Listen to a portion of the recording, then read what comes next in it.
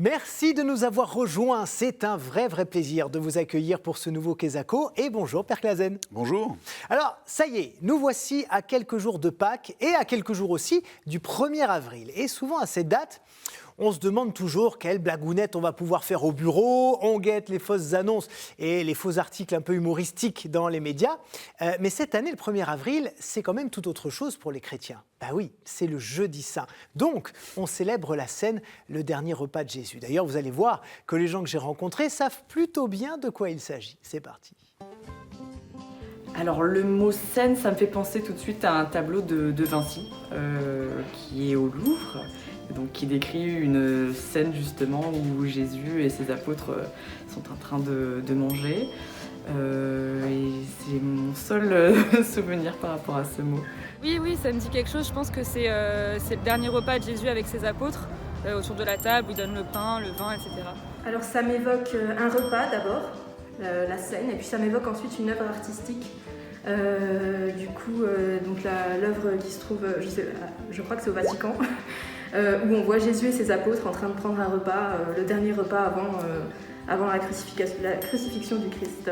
Il y avait 12 apôtres, je crois, autour de Jésus, et c'était son dernier repas avant du coup d'être crucifié.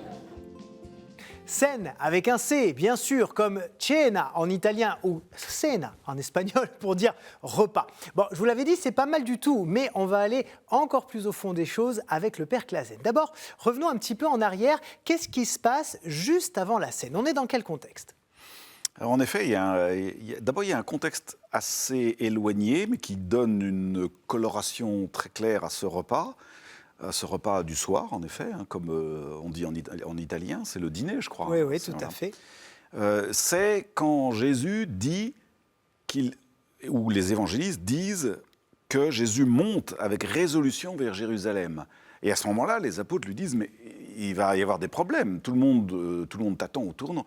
Et il veut monter à Jérusalem. Donc le groupe va à Jérusalem et tout le monde sait qu'il y a un contexte de tension. Oui. Et donc le repas de la Cène se place dans ce contexte-là. Ensuite, il a annoncé sa passion. Oui. Et le voilà qui arrive au jour de la Pâque en disant « Préparez pour moi la Pâque ». Juste avant, les évangélistes racontent la trahison de Judas. Donc il y a, quand vous lisez les quatre d'ailleurs, le scénario est le même, vous avez une tension qui monte jusqu'à ce repas, quoi. Ouais. Voilà. Et en effet, c'est la célébration de la Pâque. Et rappelons d'ailleurs que la Pâque a été instituée pour commémorer la sortie d'Égypte du peuple hébreu, guidé par Moïse, bien évidemment. Donc, c'est pas n'empêche un repas n'importe lequel. Oui, c'est un repas extrêmement important. Fondamental. Et il va du coup prendre une nouvelle coloration. Il s'agit bien d'une nouvelle Pâque, c'est-à-dire d'un nouveau passage. Sauf que maintenant, c'est l'entrée dans la passion.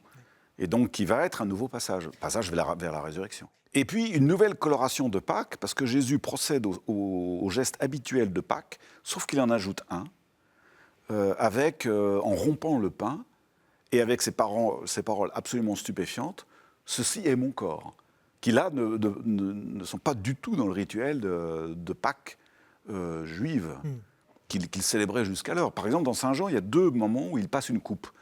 Le premier moment où il passe la coupe, c'est la coupe de bénédiction de Pécha, du rituel juif. Tout va bien jusque-là. Puis il en passe une deuxième, à la fin du repas, nous dit-on. C'est pas dans Jean, hein, c'est dans Matthieu ou je ne sais plus. Ouais. Et où il dit, cette fois-ci, ceci est mon sang. Ouais. Alors pourquoi je dis que c'est pas dans Jean? Parce que précisément dans Jean ça y est pas. Oui, alors justement parlons-en parce que les 3 premiers évangiles synoptiques racontent à peu près la même chose. Oui. Et dans Jean par contre c'est plus sur le lavement de pieds qu'il insiste en premier lieu. Oui. Alors est-ce qu'on peut raconter les différences qu'il y a entre ces... Oui, alors ça en effet la narration de Jean est très intéressante parce que du point de vue chronologique c'est notre semaine sainte à nous.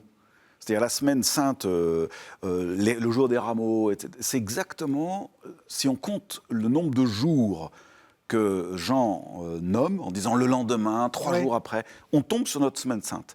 Alors que les autres, on est un petit peu embarrassés. On ne sait pas très bien quand est-ce qu'il est rentré avec les rameaux. Avec Jean, on le sait. Bon. Sauf que, dans Jean, en effet, il n'y a pas le récit de l'institution eucharistique, il y a le lavement des pieds. Alors, il est vrai qu'il a très largement développé, Saint Jean, une théologie eucharistique dans ce qu'on appelle le discours du pain de vie, Saint Jean chapitre 6. Tout un chapitre là-dessus. Donc, bon, le sujet a été abordé quand même. Voilà, Ouais. très largement. Alors là, en effet, c'est le lavement des pieds. Donc c'est Jésus qui lave les pieds de tous les apôtres avant le repas. Donc on revient encore un petit peu en arrière. C'est quoi la symbolique à ce moment-là de ce geste particulier? Alors, elle était Qui a été repris d'ailleurs par beaucoup de papes qui Oui. le font aussi régulièrement auprès de Bien prisonniers et autres. Hein. Alors, c'est l'idée que celui qui vous lave les pieds d'habitude, c'est qui?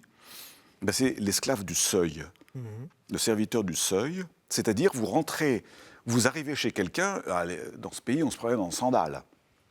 Donc, les pieds tout poudreux, peut-être si vous avez marché longtemps, Oui. voilà, ça vous fait du bien, quoi. Et donc, c'est vraiment, ça veut dire, c'est bon, vous êtes arrivé, soyez le bienvenu. C'est vraiment un geste d'entrer dans un lieu de repos. Et le Christ est en train de leur dire, je suis pour vous le lieu de repos. Maintenant, vous êtes arrivés. Maintenant que vous êtes en moi, vous êtes arrivés. Autrement dit, chez vous, c'est moi. Voilà, c'est ça la signification du lavement des pieds, c'est extraordinaire. D'autant qu'il dit à ses apôtres, vous ferez cela, vous-même, vous le ferez les uns aux autres. Autrement dit, la caritas, dorénavant, est votre demeure. Ouais. Vous n'êtes en repos que dans la charité. Ouais. Bon, alors là, il y a des centaines d'heures de prédication à faire là-dessus. Hein. Et alors sur l'institution de l'Eucharistie très précisément, ses fondateurs, hein, Oui, puisque bah oui. bien sûr c'est tous les dimanches à la messe, mais qu'est-ce qui s'est passé à ce moment-là précis dans la tête de Jésus? Pourquoi il a fait ça? Pour qui? Alors, Pour dire quoi? Eh bien, c'est la conclusion de l'évangile de Matthieu, hein, où il dit je suis toujours avec vous jusqu'à la fin des temps. Et là, il donne en fait un mode de présence et un mode de communion avec lui. C'est ça, il sait qu'il va partir, il Oui. sait qu'il ne sera plus là, Oui. et donc il dit, voilà, je vais laisser un peu de moi dans un symbole Oui, qui vous rappellera que je suis là tout le temps. exactement. Et non seulement ça vous le rappellera, mais ça le fera. Alors que l'Esprit Saint vous rappellera. C'est lui, effectivement, qui se fait nourriture, qui nourrit nos vies. Voilà, bon, c'est ça l'Eucharistie. Alors, il est grand Oui. le mystère de la foi, hein, Oui, tout à fait. quand on dit ça. Eh bien, merci beaucoup, Père Clasen. Et du coup, j'en profite pour vous souhaiter un très bon jeudi saint. À vous aussi, bien évidemment, chez vous. Merci pour votre fidélité, ça c'est très important. On est très sensibles, le Père Clasen et moi, à tous vos messages et au fait que vous soyez là tous les samedis. Alors, on vous donne rendez-vous samedi prochain, bien sûr. Ciao, ciao.